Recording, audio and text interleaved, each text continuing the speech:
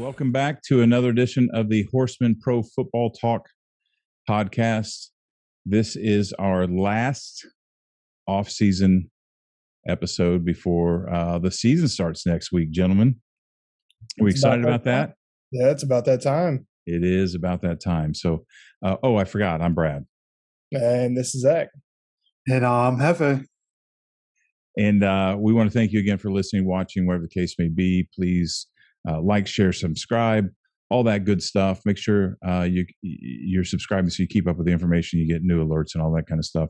We're also found, the podcast is found on iTunes and Google Play, Spotify, and that kind of thing. So tell all your friends. Make sure your grandma knows. If you haven't told your grandma by now, you should be ashamed of yourself. I've been trying to remind you, and she's disappointed because she really wants to hear what we have to say. Also, we are opened up on Patreon. How do they get to the Patreon page, Zach? Patreon, patreon.com/Horsemen Sports. Horsemen Sports. Here's what we're looking for. We are opening up to Patreon, and we're looking for founders. We're wanting to expand. We're wanting to grow this operation.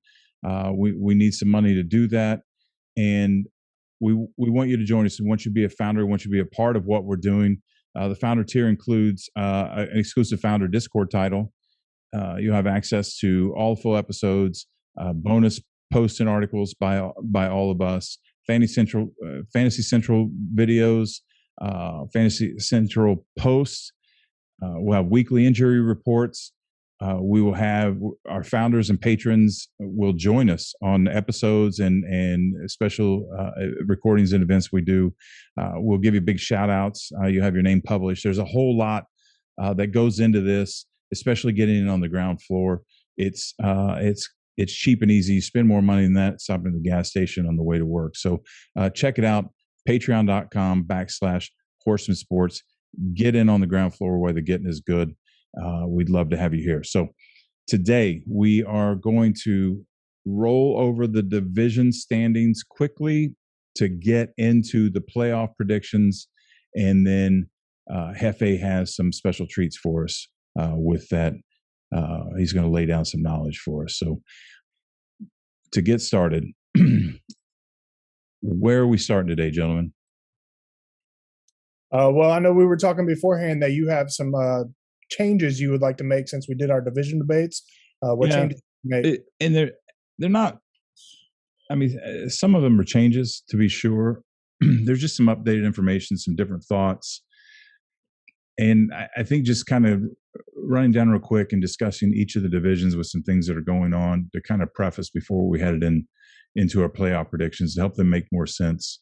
I thought it made more sense to do that. So let's just go right off the top. And let's go with the AFC North, which is what I started with. First, the Bengals are a non-factor. Sorry, Bengals fans. I like Burrows. There's just too much wrong with this team. I know it was preseason against the Dolphins, but they're a bunch of scrubs on the Dolphins field. And they still beat Cincinnati. Standard 5-win prediction. But so I have the Browns and the Ravens nearly tied for the top spot. And I have the Browns winning one more game on the playoff predictor, the NFL predictor program. It could easily be the other way around, but the Ravens have now lost J.K. Dobbins, and I don't know that may not be good. It may be the third year in a row that Baltimore fans are extremely disappointed with the potential for their season. But then again, if the Browns do what the Browns do, the Steelers might sneak up and win this division. It's crazy. So the AFC North is going to be another brutal division. It is every year. But with that said, before we get into deeper playoff predictions, I don't think any of these teams have enough to make it to the AFC Championship. I think there are way too many talented teams in the AFC standing in front of these teams, which is crazy because I think they're all three good. But the Chiefs, the Bills, the Colts, and the Titans are all better, and we still haven't talked about the Dolphins and the Patriots it being in the middle of that. So I don't think the North represents the playoffs well. So how did you guys want to do that from here? I mean, I kind of just have the same. I have the same thing you pretty much have. I have Cleveland winning the division at 12-5. Baltimore and Pittsburgh both get into the playoffs, but like you said, I don't really have them doing very much. Either one of the three teams doing very much in the playoffs. So I'm right there in line with you. Cleveland's my number 4 seed. Baltimore's my number 5, and the Steelers are my number 7. Yeah, and you guys both have the Browns winning, and I have the Browns having a really good season. But even with the injury to J.K. Dobbins, I still have the Ravens having a really good season and winning this division. They like Gus Edwards a lot, and there are a lot of people saying Gus Edwards is more than capable of filling that role for J.K. Dobbins. I was a big fan of J.K. Dobbins, and when me and Zach did our Fantasy Central episodes, and we were talking about the running backs, I had J.K. Dobbins as the 4th running back off my board. That didn't age well. No, that did not age well at all. So I was high on J.K., but Gus Edwards, I saw a tweet today from Field Yates that said that Gus Edwards, since he entered the league, is 2nd in the league in percentage of carries that go 5 or more yards. So while he's always been that 2nd or 3rd back in a crowded backfield, I think him taking lead role will be a good spot, and it'll leave the Ravens, with a little less depth at the running back position. But by everything I've heard, it seems like Gus Edwards is going to be able to step in and not change a lot for him. So again, I still have the Ravens doing really well and being actually the number 1 seed in the playoffs this year.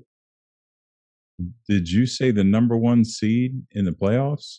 Yeah, 15-2, number 1 seed. When you said really well, you meant really well. Yeah, you should emphasize really well. Yeah, they're going to do really 15-2. Both of their losses come inside the division. Who, the Bengals?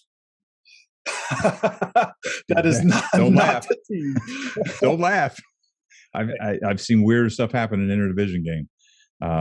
All right, that is fascinating to me. That's fascinating. So I have the Browns at 12-5, the Ravens at 11-6. Hey, me too. Yeah, and the Steelers at 10-7. Yeah, I had them 9-8. Yeah, but it should be noted. Anything, the Bengals upset the Ravens. And the Steelers slip in a couple games they should, that they should not have won. This division, anybody can win this division is the bottom line for real. So unfortunately, and I think 2 of them make the playoffs. Unfortunately, I don't think they go very far. How far do you have the Ravens going, Hefe? Well, let's check on that. Let's just say I also don't think they're going to represent the AFC very well. Okay. Ooh. Okay. So you think they lose that number? I'm curious where at. Hey, we'll get to it, won't we? Okay, all right. I'm getting ahead of myself. Sorry, if I have to wait, you have to wait too. All right. So AFC East, the Bills appear to have this locked up. If COVID doesn't disrupt their plans, there's a feeling left over that it's been in Buffalo for, I was going to say, about a decade, but it's probably about 3 decades now, left over from those 4 straight Super Bowls without a win. That there's talk that there's a curse in Buffalo, and I don't know if I played for a team and there's talk about a curse that I would be playing games. The Buffalo Bills are freaking good, man. They're really good. They're one of the lowest vaccinated teams. They're having trouble with their players wanting to get vaccinated. And look, I'm not pro-vaccine or anti-vaccine. That's not what this conversation's about. I'm just saying. I'm saying that this could potentially set a stage for an incredible disruption and disappointment if there's a COVID problem in the locker room.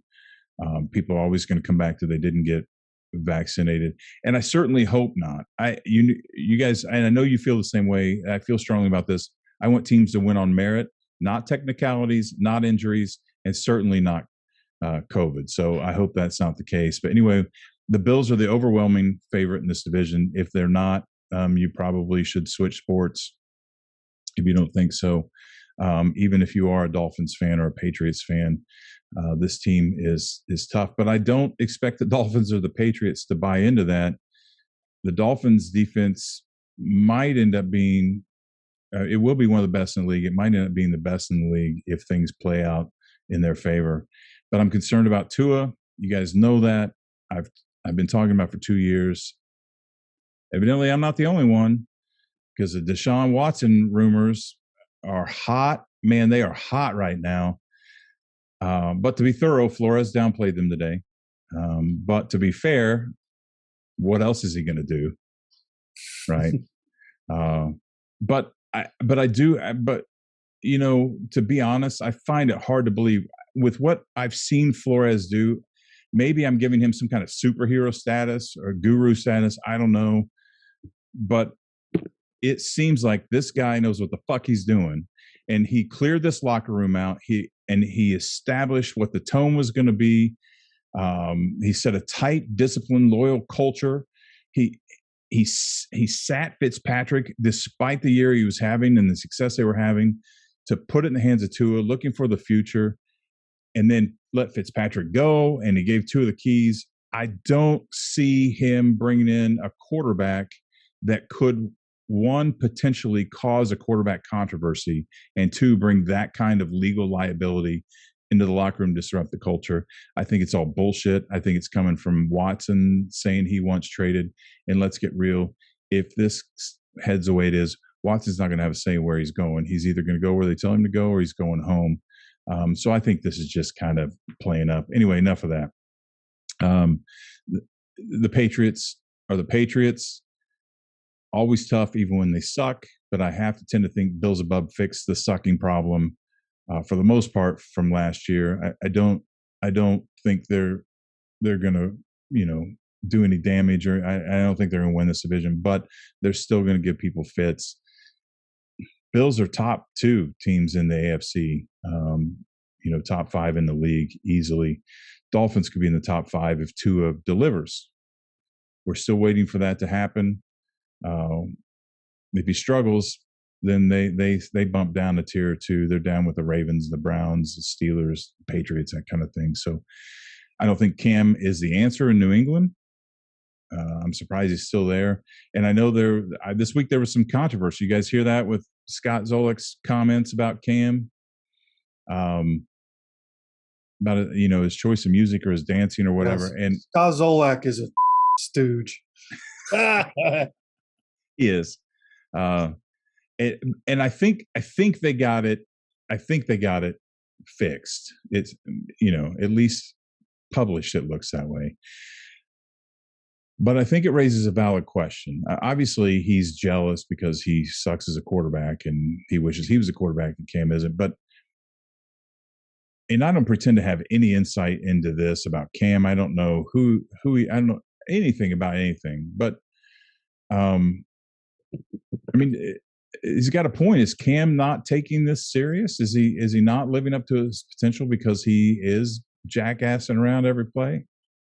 From what I heard, Cam has looked really good in camp for the most part, and in his last outing in the preseason, he looked really good. Okay. So, you know, it looked like he was going to be able to keep that job, but Mac Jones was on his heels.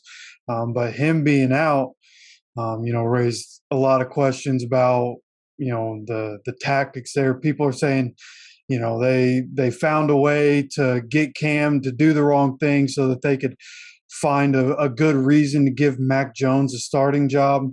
You know, you can never tell with Bill Belichick. You know, he's got more asterisks on Super Bowls than probably anybody else in history will have. So, you know, what he's doing, nobody can really guess. But it sounds like they screwed Cam Newton a little bit. Well, and I don't know Bills above either, but there are 2 things I will say about Belichick.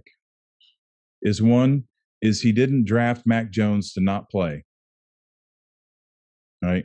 But 2, he would start anybody over his own mother. He doesn't care. He's going to win. And so I know the whole ass. That was funny, by the way. Any Colts fan that heard that was laughing, but I don't know that he would do. I don't know that he would do that. I mean, I think the guy is just, he is what it is. I think he'd just tell you to go sit your ass down. You're not playing, and I don't know why he'd be any different. But anyway, it's Mac Jones will be the starter by the time the year's over. Cam won't be there next year. I think the Patriots will be good enough to disrupt some plans this year, but I don't. And I actually have them on my playoff board, but they're at. I think I've got them at. I've got it right here. Winning 10 or 11 games, but it's because they're 11 games, but they're tied with several teams. And they end up, the way the schedule fell out and my predictor, they got the push and they got the playoffs. They could just as easily not make the playoffs is kind of what I'm getting at. So I'm not making a bold prediction that they're in. I think they're right around that 11 game mark, and there'll be a lot of teams sitting at that mark. And some will get in, some won't. And then do I need to say anything about the Jets?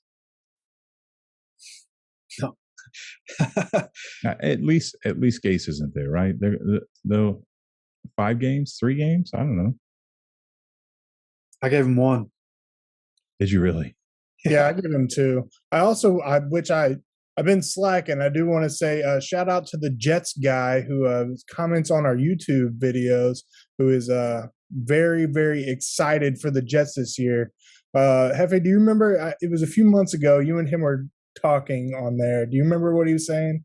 I can't remember exactly what he was saying, but he left, I mean, a giant paragraph for me to read, and basically talking about how Zach Wilson and Robert Salah are going to make the Jets great again. Well, I hope they do. It's not going to be this year. It's a very real possibility, but I think at the same time he was like, say we need to do our research because we don't know what we're talking about, and the Jets are going to be good and everybody else sucks or something. Oh, and that Xavier Howard wasn't going to re-sign with the Dolphins, and he restructured his deal with the Dolphins because he's that good, and we said he was too good to let go. So, I guess Jets guy, if you're listening, do your research, buddy. We told you what was going to happen. We do love you, though. We appreciate you commenting on it.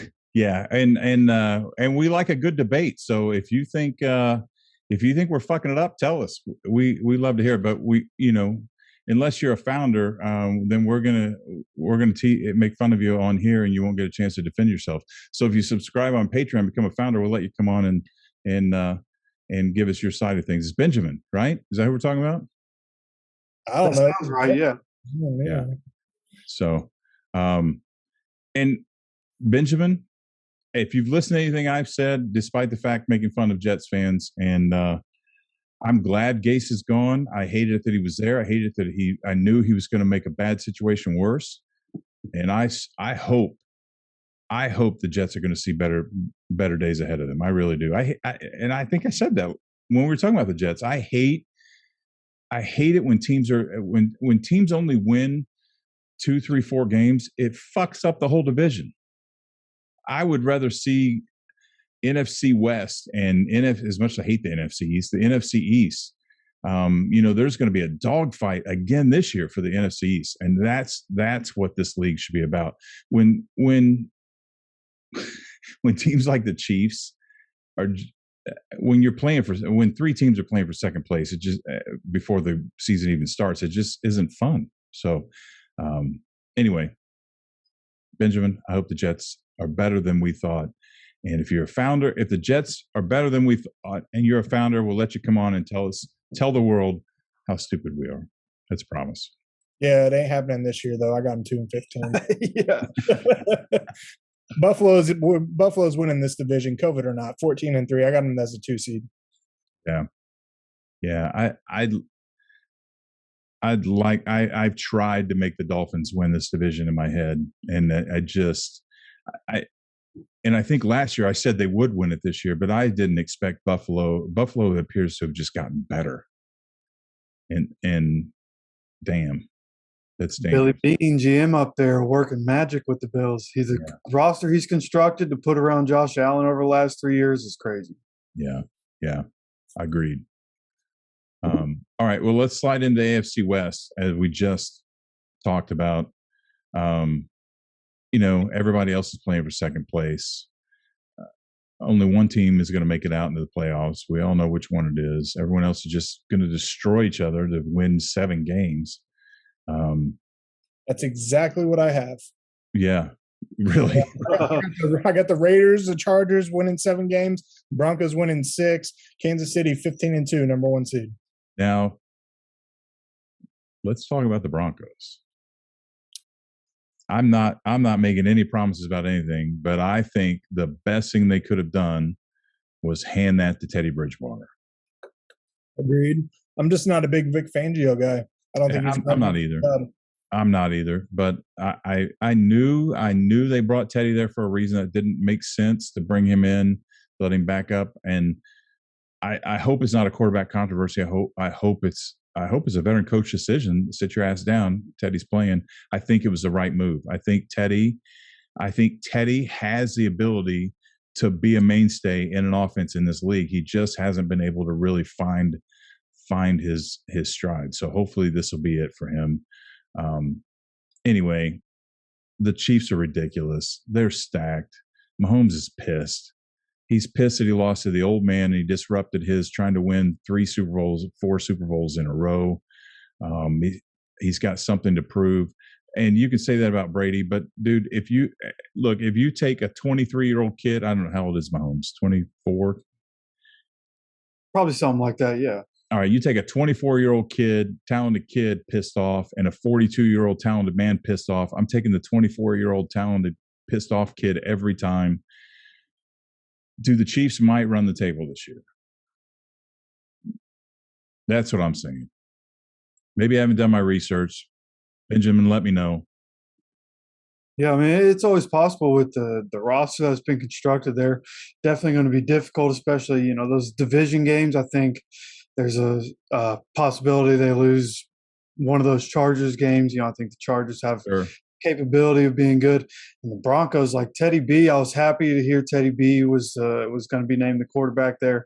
Sounds like they put pressure on Drew Lock to be great, and he stumbled and couldn't win the job.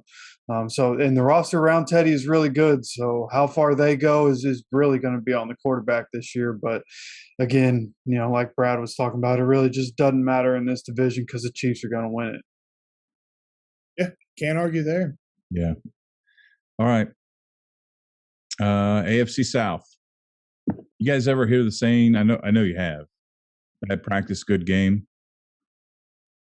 No, it's an old Reggie Miller thing. You have a bad practice, you're gonna have a good game. Practice. Oh my game, man. I'm hoping that's what's going on with Indy. I mean, this has been a shitty camp. It's just, I was gonna say keep coming. I mean, TY's out now, right? Yeah, TY's out. Carson Wentz, Ryan Kelly, and Zach Pascal on the COVID list. Yeah, but I heard Wentz is coming back Thursday, right? Coming back Thursday. He was close contact. Apparently, because of the amount of days that they have to miss or the protocol that 3 guys are going through, everybody just found out that they are not vaccinated. So I'm pretty sure it sounds like they should all be able to come back on Thursday.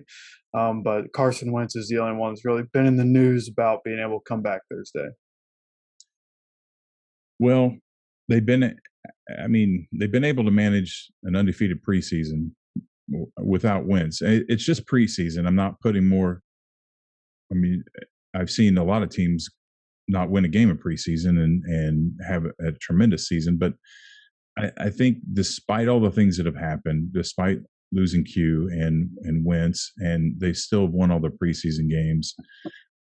So again, the Colts should win this division. I said that last year, that fluke loss to the Jags in Week 1 that I'll never, ever, ever forget in my entire life. That when I'm old and sitting in my wheelchair rambling incoherently about nothing. It'll be about that fucking game 1 loss to the Jags last year. There'll be 30 years from now, and the nurse will be like, he just keeps talking about the Jaguars and the Colts. That game cost them the division. But I won't, I won't take anything away from the Titans. We've been through all this before. I won't take anything away from the Titans. They're legit.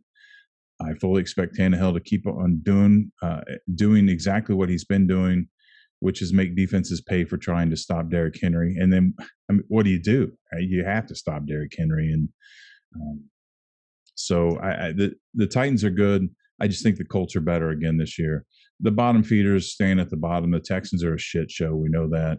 They get the obligatory 1-win prediction only because the sun shines on a dog's ass every once in a while. That the Jags beat the Colts last year. So, and I'm not buying a ticket to the Urban Meyer circus.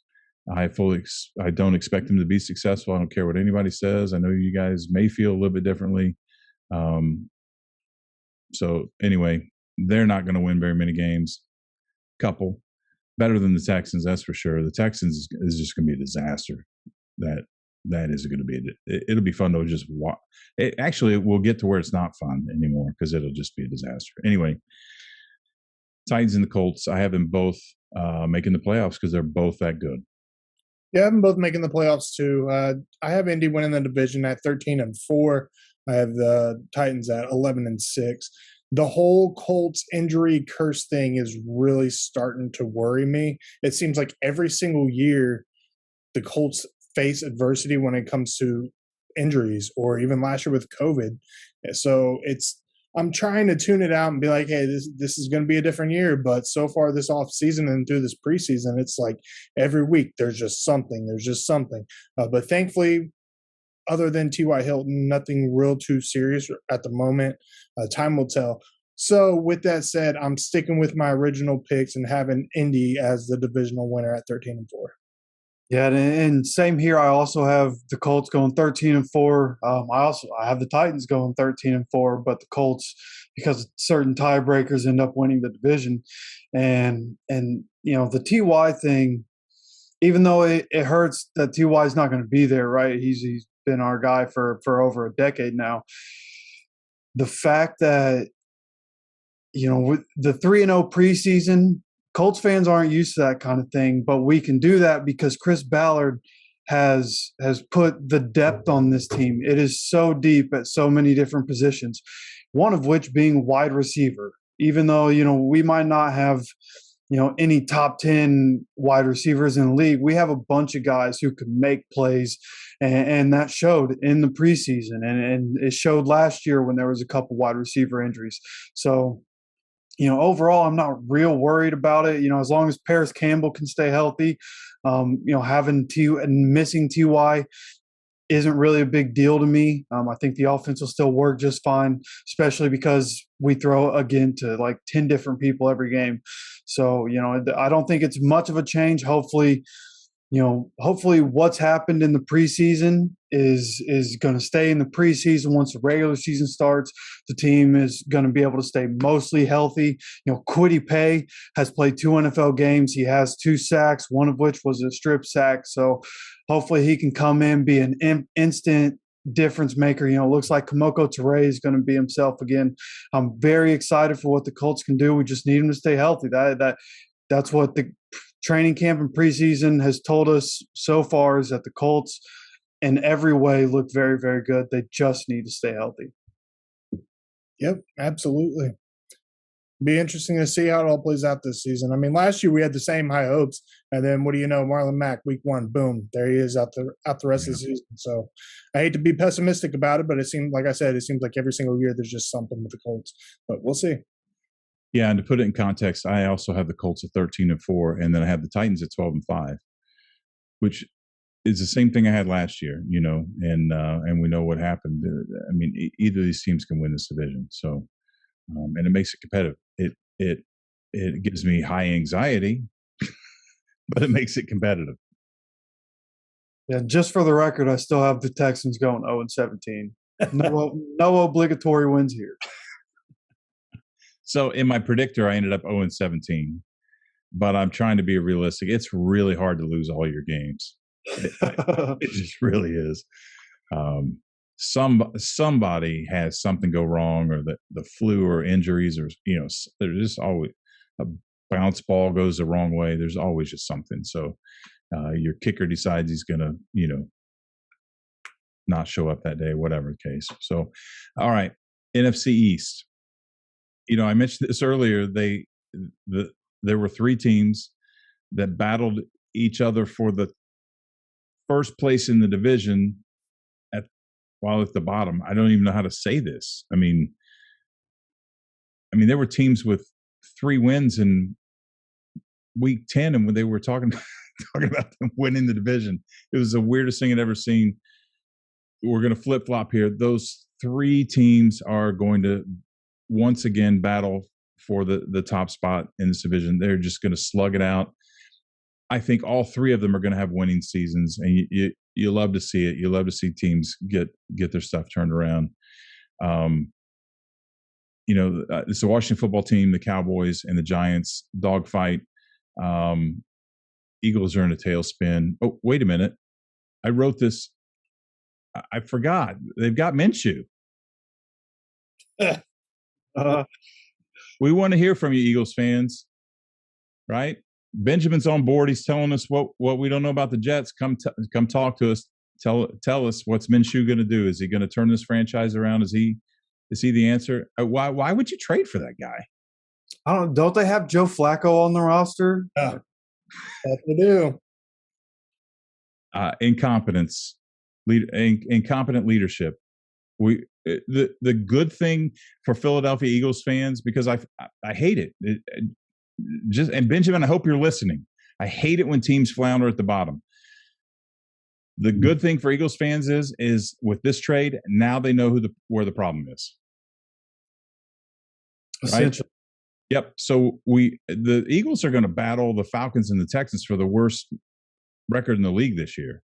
So now you get to almost run the table. You'll get 16 or 17 losses, and then you can just throw a huge fit as a fan base and get your GM fired and start moving in the right direction, because you won't be able to do any worse than you're going to do this season. I'm pretty sure about that. Yeah, I don't know who their current GM, isn't it? Lurie, right? I'm pretty sure it's Howie Roseman. Howie Roseman, dude. The roster. Oh, since they went to the Super Bowl, like that roster was pretty good. Obviously Carson Wentz is in there; he was MVP. But it's just every year they continue to get worse. And Roseman, instead of trying to do things to make it better, it's like every move he just makes it a little bit worse and a little bit worse. And now they're at this point where, as much as I want Nick Sirianni to succeed there as a coach, I have them going 2-15, and I don't see it getting any better than that. Yeah, I only got them at 4-13. I do want to make a correction though, in regards to my standings for the NFC East. I think originally in the division debates I have Dallas winning at 10-7. They may not win 10 games, but I got them 10-7. I think I had the Giants a game behind them, and then the Washington football team 2 games behind them at 8-9. I actually think Washington and Dallas will probably tie. Who gets the division, I don't know. But I do want to say I think Washington's going to be a little bit better than I had originally projected. But for the sake of this podcast, I'm just going to go with the Dallas Cowboys as your NFC East champs. And they still suck for you Cowboys fans. Wait a minute. We can't piss off Jets fans, Eagles fans, and Cowboys fans.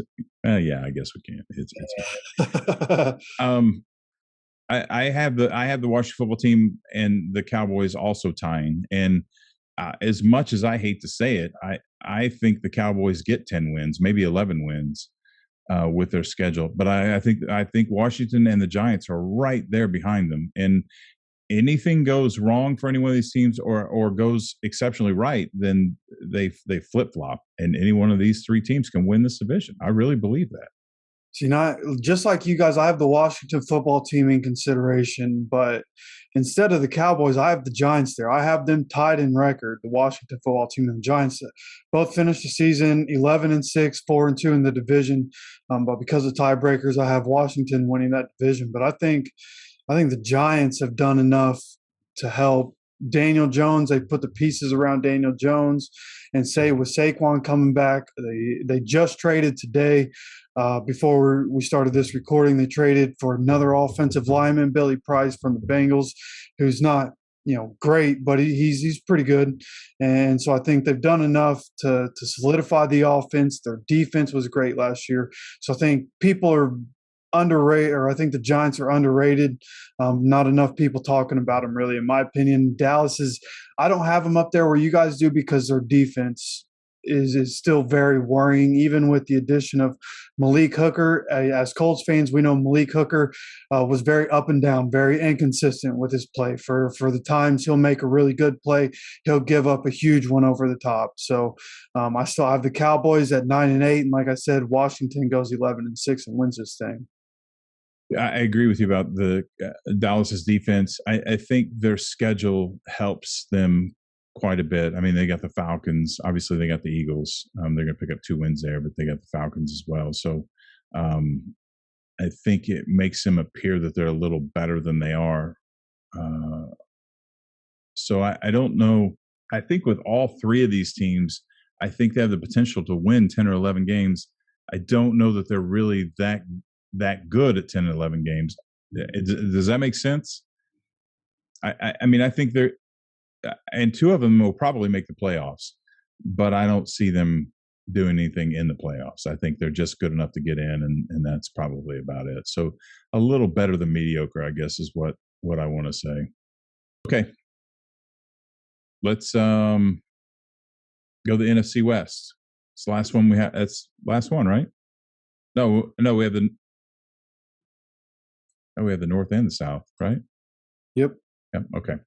NFC West.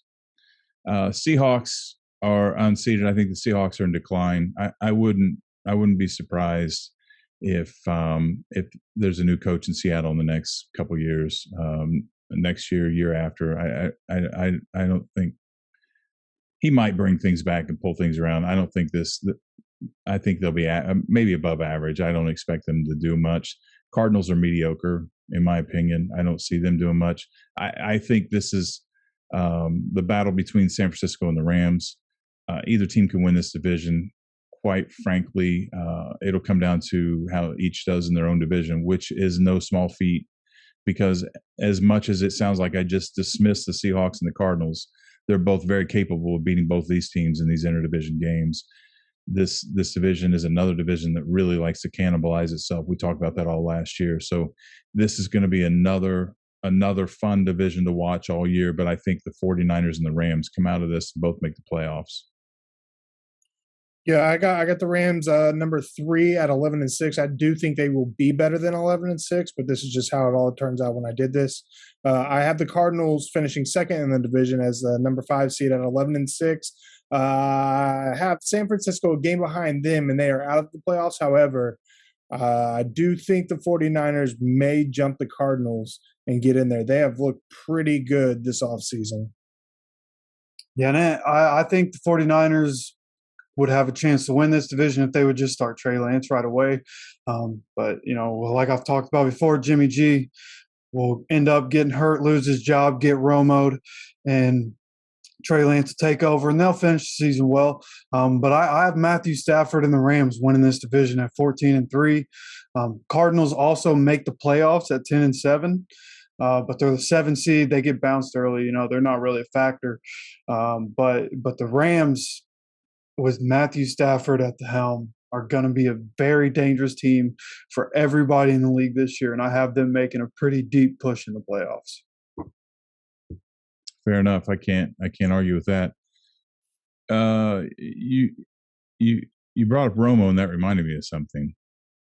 Did you guys see that Jerry Jones is pushing for Romo to be a first ballot Hall of Famer? No way. Yeah. So I want to appeal to our people here. Any of you listening, watching, paying attention, drop in the comments. We want to hear what you have to say. Is Romo I should say that with a serious face. This is serious. We really want to know. What do you think? Is Romo a first ballot Hall of Famer, as Jerry Jones said he was? Tell us in the comments. Drop it down there. I want to see what you have to say. But just know that you're liable to have your name called out and be made fun of next week if you say that he is. Because now, I do want to say about Romo, I have maintained, I think the three of us have had this conversation before, and I will always maintain that Romo plays somewhere else. He plays in a good system for a good team. He has a completely different career. I'm not on the Romo was shit bandwagon. I think Romo was a good quarterback. He may not have had the fire to win. That may have been part of his problem, but obviously playing in Dallas didn't do him any favors. But it's still, regardless, we'll never know the answer to that. And that doesn't, could have, would have, should have, doesn't make up first ballot. Romo was a good quarterback, but he's not even a Hall of Fame quarterback. What did he do in his career? Yeah, right there with you, man. Yeah, nothing. I mean, he maybe down the road after his 50 years in broadcasting he gets in, but not as a player. Yeah, but Jerry Jones doesn't think so. Next up, NFC North. Another runaway. The Packers are easily in the discussion for the top two NFC teams. The only reason, I mean, I wouldn't be surprised if the Packers end up in the Super Bowl. I really wouldn't. I don't know that LaFleur can get. I don't know that LaFleur can get through Tampa. I don't know, and I'm not saying the Packers can't get through Tampa. I don't know LaFleur can. But it doesn't matter. Green Bay is going to run away with this division. The rest of the division is just going to do what it always does, and that's suck dirt at the bottom of the division. They're just all a disaster, and I'm not going to give the Vikings any more. I'm done with all that. I'm trying to see. I've got the Vikings at 5-12, the Bears at 5-12, and the Lions at 3-14. Oh wow! Yeah, I've got the Packers at 16-1. I actually have the best record in. They're tied with the Chiefs. I have the Chiefs at 16-1 too. It's hard to do that for sure, but they're very capable. But you know how optimistic I am about the Packers, but I do have them losing 3 games this season. They're the number 2 seed in the NFC to me. I do have the Bears sliding in there in a wild card spot at 10-7. The Vikings 9-8. They're missing the playoffs, and Motor City, Dan Campbell, and the Detroit Lions. Typical Lions, 2-15. Yeah, I actually have my second 0-17 team being the Lions. They're probably more likely to go 0-17 than the Texans, honestly. And then just like Brad, I have the Bears going 5-12. I have the Vikings going 4-13. So, between this division and the NFC South, the teams that win it, it's a complete runaway, not even close this year. Let's run some polls this next week or two. I'd like to let's run a which coach is going to get fired at the end of the season, and let's do that early. Let's do which team is most likely to go 0-17, and let's do a which team is most likely to go 17-0. Yeah, and let's put the Jets and the Cowboys on that one too, because I want to see how many votes they get. So yeah, let's run some of those. And if if you're watching on YouTube and you want to not wait for the poll, you want to drop your comment in, we'd love to hear from you on those things. So all right, let's get to the last one. NFC South, another runaway. As much as I love Sean Payton, you guys know that. The Saints haven't had enough time to calibrate after losing Breeze. You just don't take a high performance part off of your race car like that and not take time to figure out what's going to replace it. Just doesn't work that way. I expect them to be good because they're always good. I just don't expect them to really. They might challenge for this division to some degree, but I don't know that it's going to be a serious challenge, if it's even that. Panthers' time is maybe coming, but it's not. It's not now. It's not today. The Falcons need some serious help. They're going to be on that 0-17 poll. There's only one formidable team here, and they might be better than last year, which is really scary. They're my NFC Super Bowl pick. I think we get a rematch, and I'll tell you who I think wins in a minute. Yeah, so I do think the Buccaneers will be better. They won the Super Bowl last year, obviously, but they brought every single starter back, and you already have a leg up because chemistry is everything when you get on a football field. And bringing back a Super Bowl roster, every single starter on that field, they know each other's pros, they know each other's cons, so they will gel even better. They'll be a lot more fluid, you could say, I guess. I don't know if that was the right word or not. But anyways, they're going to be good, really good. I got them 15-2. I forget who I have them losing to. New Orleans, I do think they will be pretty decent. Jameis Winston is not a bad quarterback. He is extremely talented, and I think sitting under Breeze for a year, being under Sean Payton, I think that will help his decision-making. Plus, the play calling will be better than what he had down in Tampa Bay. So I think Jameis Winston will resurrect his career. Are the Saints going to be as good as they were with Drew Brees? No, he's a Hall of Famer. But I do think they will make the playoffs at 11-6. They're going to miss the division by 4. I don't think they're even going to contend with the Buccaneers for it. But I do think they're a playoff team with Jameis Winston behind center.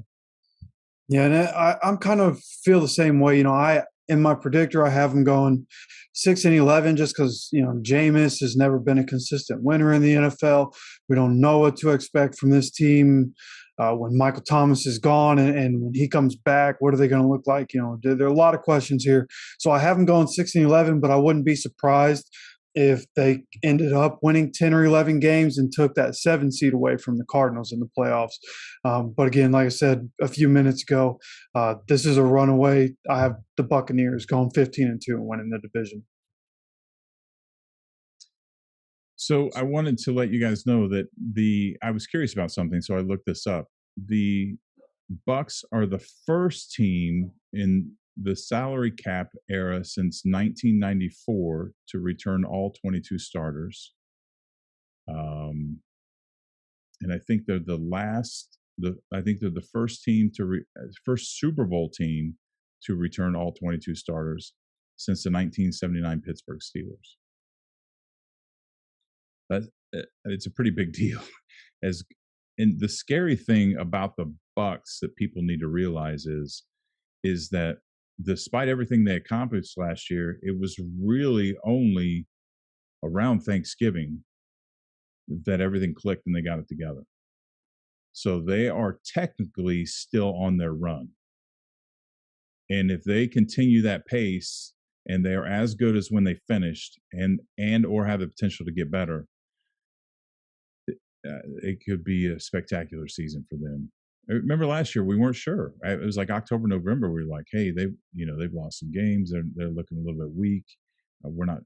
Everything we said in the preseason doesn't look like it's really holding together." And boom, I don't know, man. They just pulled it all together, and they were tight.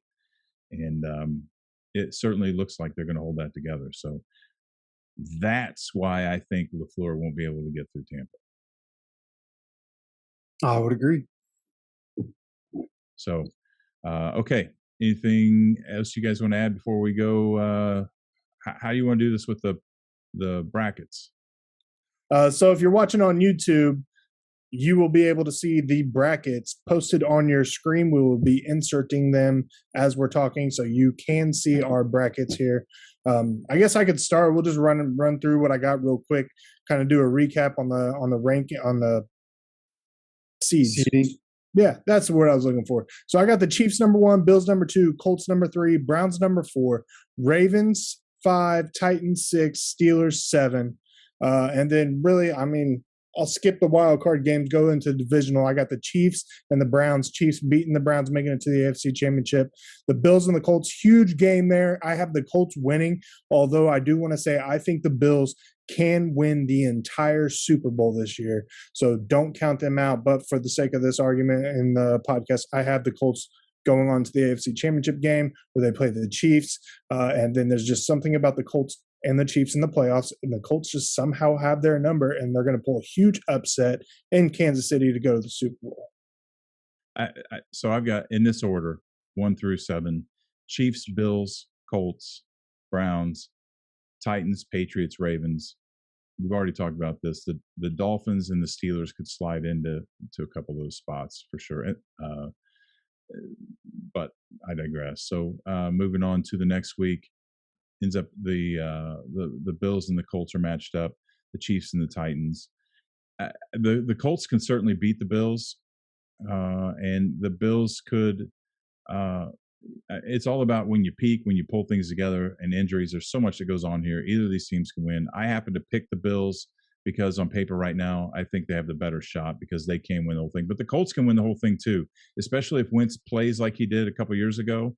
I could very easily change this decision. Chiefs beat the Titans, and the Chiefs. In my book, I have the Chiefs beating the Bills and going to the Super Bowl. In my rankings, I have the Ravens getting the bye week. Colts play Browns, Colts win. Patriots lose to the Bills, and then the Chiefs beat the Titans. And then in the divisional round, I have the Ravens and the Colts playing, and just like the Chiefs, when the Colts tend to play Baltimore in the playoffs, even in Baltimore, the Colts win a lot of those games. So I have the Colts winning against Baltimore, and I have the Bills beating the Chiefs in Buffalo to move on to AFC Championship, where the Colts and Frank Reich going back to Buffalo, where he felt that heartbreak in the past. He's going to win and get his team to the Super Bowl over the Bills. I can't argue with that. You know the guy wants it. You know he wants it, and I think he's capable. So, all right, let's not get all teary-eyed here. Let's go to the NFC. We'll save the tears for later. How cool would that be, as being Colts fans who live near Tampa, that we watched the Bucs win last year and we watched the Colts win this year? I just wish the Deuce was here to see it because it just storybook. All right, my NFC picks. I actually have Green Bay as the number 1 seed, to be honest. And then from there it goes the Buccaneers, 49ers have 3rd seed. Washington football team has 4th, which could flip-flop with the Cowboys. But then the Rams, Cowboys, and Saints. And moving into the divisional round, I have the Buccaneers beating the 49ers and the Packers beating the Rams, and then the Buccaneers beating the Packers to play the Chiefs in a rematch in the Super Bowl. Not bad. I got the Buccaneers number 1, Packers my number 2, Rams number 3, number 4 is Dallas. 5 is Arizona, 6 New Orleans, and 7 Chicago Bears. In my divisional game, I have the Packers and the Rams. Huge game there. I do have the Rams upsetting the Green Bay Packers. I wish that was not the case, but the Rams are looking pretty good. I do think they're going to be a lot better than people believe they're going to be this year. And then in the other game, I have the Cardinals and the Bucks. The Buccaneers run away with that one easily, so that sets up Los Angeles Rams and the Tampa Bay Buccaneers in the NFC Championship game, where I have Tampa Bay coming out and going back to the Super Bowl. Jeez, guys. You guys are both on TB's nuts getting into the Super Bowl. We hop right off that train. Well, it does have 6 rings, even 7 rings, even if there is a little bit of asterisk next to about. Some people think he's the GOAT, Hefe.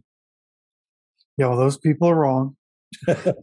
But I do have the Buccaneers as my number 1 seed. They get to bye the first week, and the wild card round, I have the football team beating the Niners, I have the Packers beating the Giants, and I have the Rams beating the Cardinals. Where just like Zach, moving into the divisional round, I have the Rams beating the Packers to move on to the NFC Championship.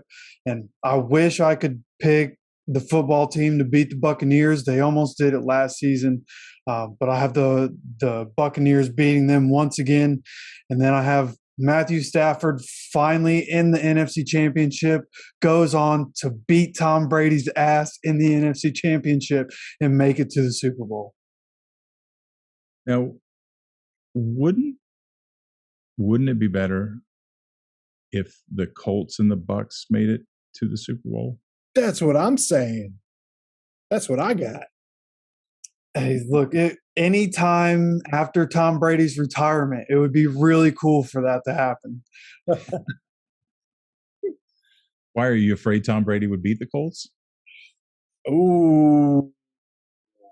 Well, in the regular season, I have the Colts beating the Buccaneers, so that answers that question. There you go. There you go. All right, cool. I'm excited about the season, as always, and I know you guys are too. Hope everybody else is. We appreciate everybody checking in, and we're Who do we have? Whoa! Slow down. What? We didn't do our Super Bowl matchups. Okay. All right. Well, so Super Bowl picks. I have a rematch, but I have the youngin. Just had enough of the old man stuff, and I have the youngin getting another one, and the Chiefs over the Bucks. Okay, I got Colts versus Bucks. I do think that the Colts are good enough. I know everybody listening out there, oh, you guys are just Colts fans. You're just hyping up your team. And no, the Colts are the real deal this year.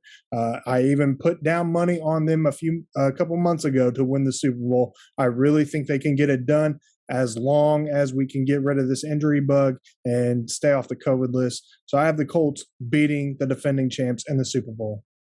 And for a lot of the reasons that Zach just stated, you got the Colts against the Rams. I have the Rams beating the Colts in week 2.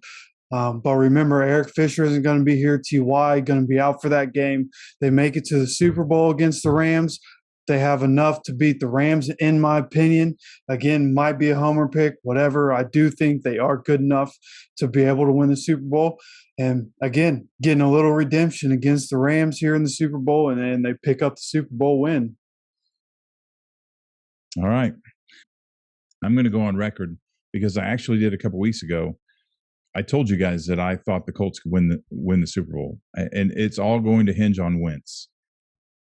And if Wentz plays like he did a couple years ago, which is the reason he was brought here, I fully expect them to be, and I said it before, they were one of the top 3 teams in the AFC, hands down, and they could find themselves in the Super Bowl. And I hope that I'm wrong with what I just said today about the Chiefs. I hope it is the Colts. And the Colts and Rams would be a cool game to watch.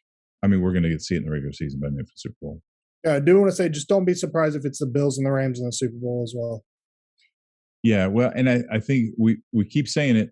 It's fair to say Tampa or Green Bay, and I guess the Rams, but easily Tampa and Green Bay, easily Bills, Chiefs, and Colts, and for that matter, maybe the Titans. But I think the Colts are better than the Titans, and I think it pushes them down to that next tier, out of that top tier in the AFC. But even in today's NFL, most of the time, defense still wins championships, and Titans don't have a good defense. Yeah, I agree with that. And the Colts are unbelievably balanced. Unbelievably balanced. It's one of the most well-balanced teams I think I've ever seen. So I hope it stays that way. Hope that's what we see all year. All right. So, Hefe, what is it you're doing? Some award predictions. Gonna go through, if you didn't watch every episode of the division debates, as we did it, I kind of had my thoughts on who would win, the MVP, Defensive Player of the Year, all that kind of stuff.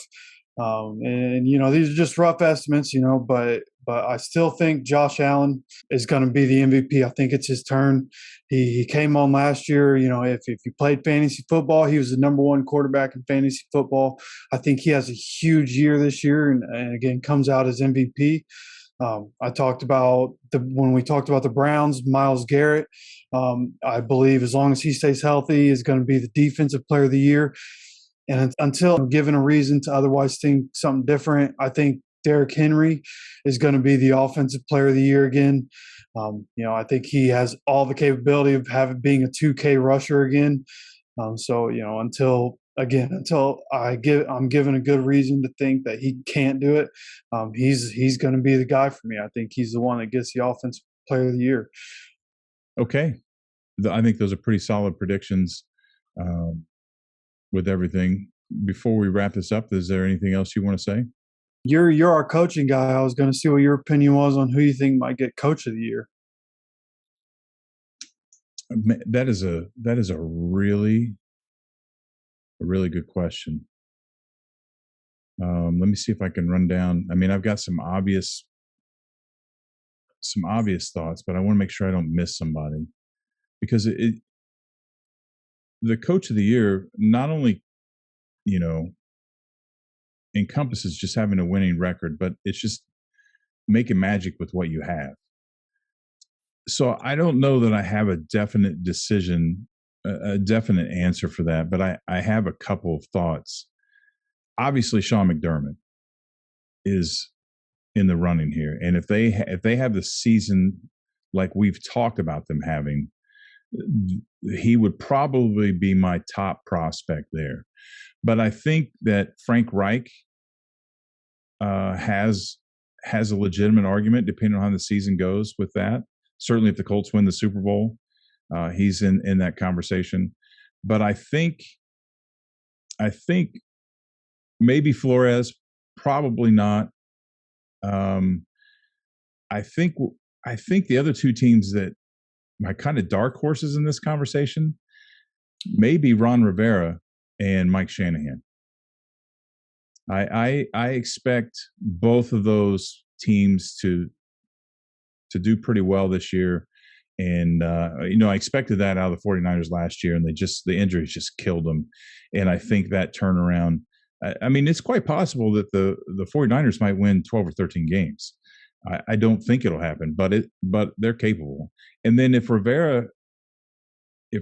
they peak and he pulls it all together and they get some magic going, they might win 12 games. So those would be the four top prospects. I would say Sean McDermott is in the lead to that race, simply because the Bills just look so good.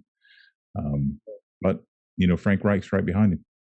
Yeah. And if I had to pick the three coaches that I think could get it, kind of because they like to choose new coaches, I would put Frank Reich in there, Sean McDermott again, and Ron Rivera.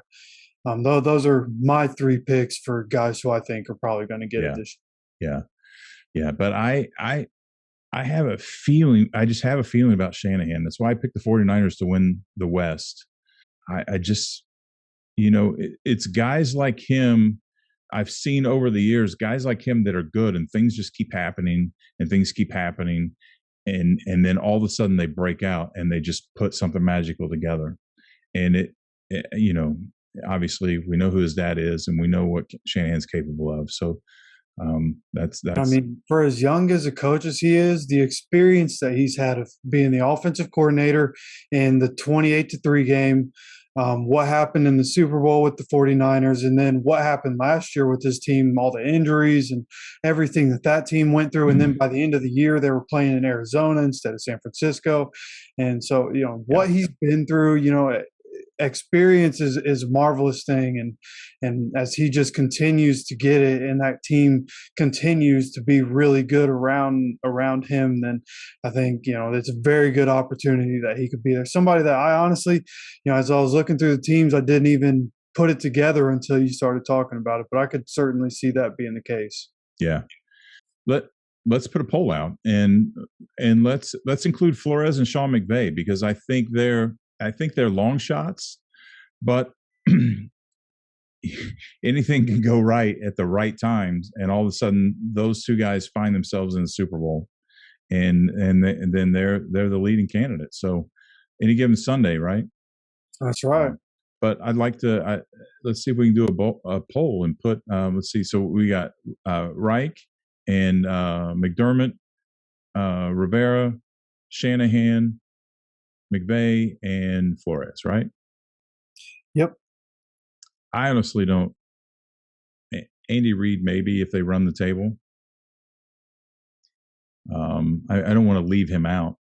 And I don't want to leave LaFleur out either, because I think the Packers are going to be really good.